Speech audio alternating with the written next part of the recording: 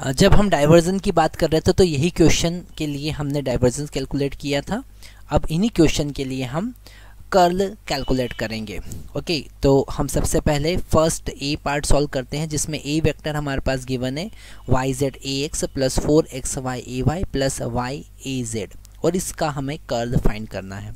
Okay, तो और फिर सेकंड वाला जो पार्ट है वो सिलेंड्रिकल कोऑर्डिनेट सिस्टम का, थर्ड वाला जो पार्ट है वो रेक्टेंगुलर कोऑर्डिनेट सिस्टम का है। तो हम तीनों के लिए अलग अलग ये क्वेश्चन सॉल्व करेंगे। सबसे पहले हम बात कर रहे हैं फर्स्ट पार्ट की, उसे स्क्रीन पर लेकर आते हैं हम। तो यहाँ पर जब हम डेल क्रॉस ए फाइंड करेंगे तो डिटर्मिनेंट का यूज़ करेंगे ए एक्स केप, ए वाई केप और ए जेड केप। ओके, और यहाँ पर हमें यूज़ करना है डेल बाय डेल एक्स, यहाँ पर यूज़ करेंगे डेल बाय डेल वाई, यहाँ पर यूज़ करेंगे डेल बाय डेल जेड, और हमको अब x के कोफिशिएंट पुट करना है। तो वाई जेड, वाई के कोफिशिएंट हो गए 4x y और z के कोफिशिएंट y होगा। ओके, इसे सॉल्व करेंगे हम। तो ए एक्स केप, अब हमें इस y को y के रिस्पेक्ट में सबसे पहले ये क्रॉस प्रोडक्ट करना है। तो y को जब हम y के रिस्पेक्ट में डिफ्रेंशिएट करेंगे तो 1 मिलेगा, और जब 4xy को z के रिस्पेक्ट में डिफ्रेंशिएट करेंगे तो 0 मिलेगा। ओके, सिंपली हम डायरेक्टली सॉल्व करते जाएंगे। अब हम लिखेंगे माइनस ए वाई केप। ओके, माइनस ए, अब ये जो क्रॉस प्रोडक्ट है हम कलर चेंज कर लेते हैं तो हमें और अच्छे समझ में आएगा। इन चार वैल्यू के लिए हम यूज़ करेंगे। तो जब हम y को x के रिस्पेक्ट में डिफ्रेंशिएट करेंगे तो 0 आएगा, और yz को जब z के रिस्पेक्ट में डिफ्रेंशिएट करेंगे तो हमारे पास में आएगा y माइनस वाई। ओके, तो ये आपको समझ में आया होगा। वापस हम देख लेते हैं। यहाँ पर हमको इस y को x के रिस्पेक्ट में डिफ्रेंशिएट करना है तो 0 होगा। यहाँ पर yz को हमको z के रिस्पेक्ट में, तो माइनस yz का differentiation with respect to z, तो z का differentiation 1 y as it is, plus हम लिखेंगे ए जेड। ओके, ये हम एरो हटा देते हैं तो हमको और अच्छे समझ में आएगा। ओके, अब इस 4xy का डिफ्रेंशिएशन x के रिस्पेक्ट में जो कि होगा 4y। ओके, x का डिफ्रेंशिएशन 1, y और 4 एज इट इज़, और इस y का डिफ्रेंशिएशन yz का डिफ्रेंशिएशन y के रिस्पेक्ट में तो माइनस z। ओके, तो हमको मिला ए एक्स केप, ये माइनस माइनस प्लस हो जाएगा तो प्लस वाई ए वाई केप, और लास्ट में हमको मिला plus 4y minus Z A Z. Okay, तो यहाँ पर अगर हम x इक्वल टू 1 पुट करें, y इक्वल, यहाँ पर हम जब y का वैल्यू, x का वैल्यू और z का वैल्यू पुट करेंगे तो डेल क्रॉस a हमको मिलेगा ए एक्स केप, y का वैल्यू -2 तो -2 a y cap plus 4 into y का वैल्यू -2 और z का वैल्यू -3, तो 8 - 3 हमको मिलेगा। फाइनल आंसर यहाँ पर होगा, यहाँ मैं लिख देता हूँ, फाइनल आंसर होगा हमारे पास में ए x cap -2 a y cap -11 A z cap. Okay, next हम बात करेंगे सेकेंड पार्ट की, सेकेंड क्वेश्चन की, जिसमें हम सिलेंड्रिकल कोऑर्डिनेट सिस्टम में फाइंड करेंगे। नेक्स्ट हम बात कर रहे हैं सिलेंड्रिकल कोऑर्डिनेट सिस्टम में कर्ल कैसे फाइंड करेंगे। तो हमारे पास उसके लिए फॉर्मूला है डेल। ओके, यहाँ पर हम वाइट कलर ले लेंगे,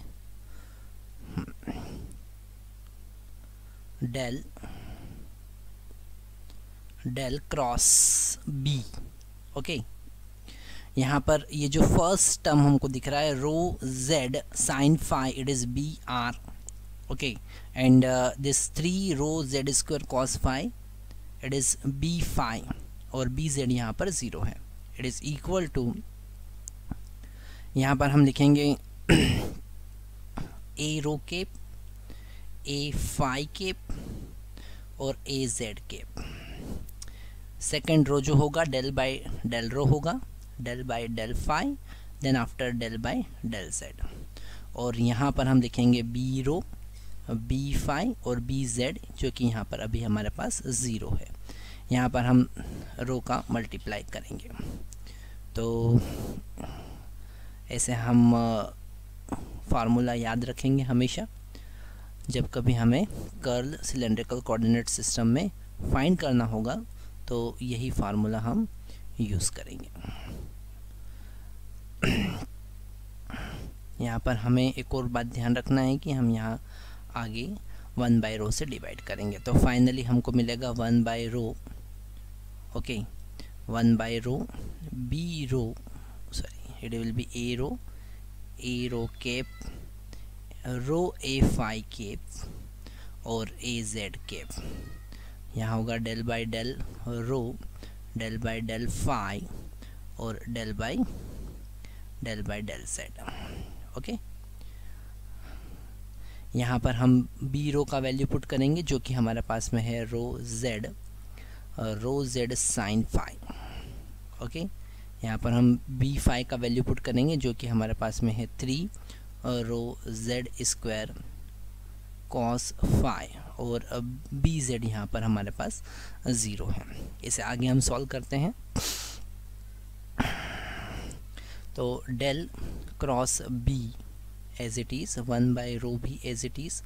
यहाँ पर जब हम फर्स्ट ए रो के लिए सॉल्व करेंगे तो यहाँ क्रॉस मल्टीप्लाई करेंगे और क्रॉस मल्टीप्लिकेशन के बाद यहाँ पर हमको 0 मिलेगा, और यहाँ पर हम इसे z के रिस्पेक्ट में डिफरेंशिएट करेंगे तो यहाँ पर z स्क्वायर का डिफरेंशिएशन 2z होगा। तो हमको यहाँ मिलेगा -0 -3 रो z स्क्वायर का डिफरेंशिएशन 2z और cos phi as it is, okay, cos phi as it is. तो यहाँ पर ये 6 हो जाएगा -a फाई के लिए जब हम इसे सॉल्व करेंगे, ओके, फाई के लिए जब सॉल्व करेंगे तो यहाँ पर हम ये जो सेकंड रो दिखा है इसको हम हाइड कर देंगे। डेल बाई डेल रो का 0 के रिस्पेक्ट में हम यहाँ कलर चेंज कर लेंगे तो क्रॉस मल्टीप्लिकेशन हमें और अच्छे से समझ में आएगा। यहाँ हमें ये 0 मिलेगा और यहाँ हमें मिलेगा रो साइन फाई, तो हम लिखेंगे 0 माइनस रो साइन फाई, क्योंकि z जो है उसका डिफरेंशिएशन 1 हो जाएगा। ये जो z हमको दिख रहा है इसका डिफरेंशिएशन यहाँ पर 1 हो जाएगा। अब z के लिए हम सॉल्व करेंगे तो यहाँ लिखेंगे प्लस ए जेड केप, ओके। तो आगे की हमारे पास में 4 जो एलिमेंट मिल रहे हैं उन एलिमेंट का हम क्रॉस प्रोडक्ट करेंगे। यहाँ पर जब इसे रो के रिस्पेक्ट में डिफरेंशिएट करेंगे तो रो का डिफरेंशिएशन 1 हो जाएगा। 3z स्क्वायर कॉस फाई हमको मिलेगा 3z square cos phi, okay. जब हम इसे फाई के रिस्पेक्ट में डिफरेंशिएट करेंगे तो रो z कॉस साइन का डिफरेंशिएशन कॉस फाई हो जाएगा, तो minus rho z cos phi, okay. अब हमको क्वेश्चन में गिवन है, क्वेश्चन में यहाँ गिवन है कि रो का वैल्यू हमें 5 पुट करना है, फाई का वैल्यू हमें पाई बाई 2 पुट करना है और z का वैल्यू हमें 1 पुट करना है। तो सारी वैल्यू यहाँ पे पुट कर देते हैं।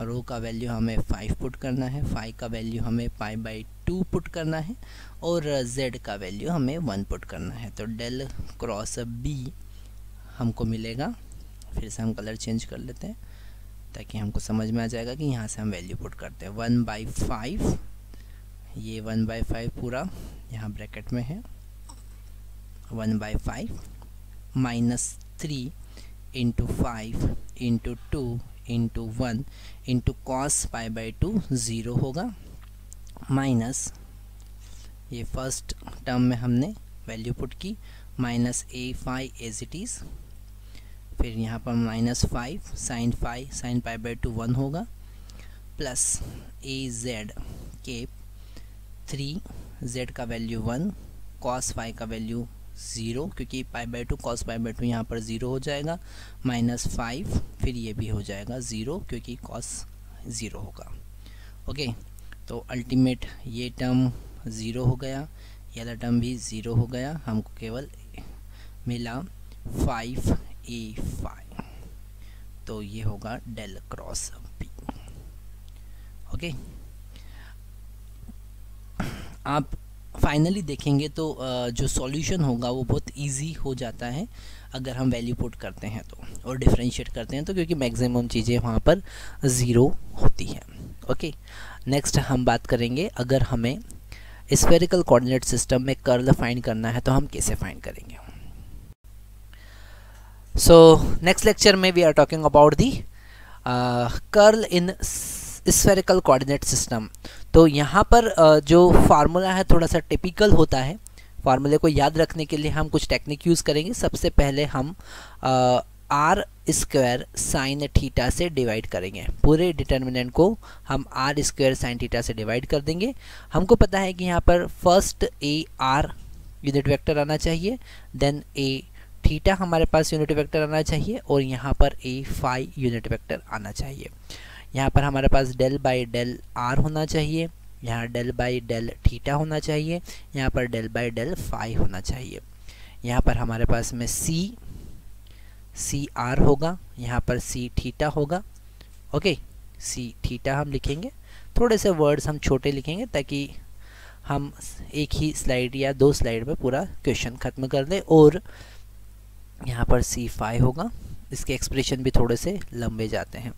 यहाँ पर सेकंड रो जो दिख रहा है, सॉरी सेकंड कॉलम जो दिख रहा है, वहाँ पर हमें आर का मल्टीप्लाई करना है, और थर्ड कॉलम जो दिख रहा है वहाँ पर आर साइन थीटा का फर्स्ट एलिमेंट और आर साइन थीटा का लास्ट एलिमेंट में मल्टीप्लाई करना है। तो ये कर्ल का फार्मूला हमारा बन गया। ओके, जो टेक्निक मैंने आपको बताई, इस टेक्निक से अगर आप याद रखेंगे, लिखेंगे तो बहुत इजीली आप कर्ल का फार्मूला याद रख सकते हैं। हम आगे सॉल्व करते हैं। लिखेंगे 1/r square sine theta as it is. Determinant में वैल्यू पुट करेंगे। यहाँ पर ए आर होगा हमारे पास, यहाँ पर हमारे पास में होगा आर ए थीटा, और ये एलिमेंट होगा r sine theta a phi.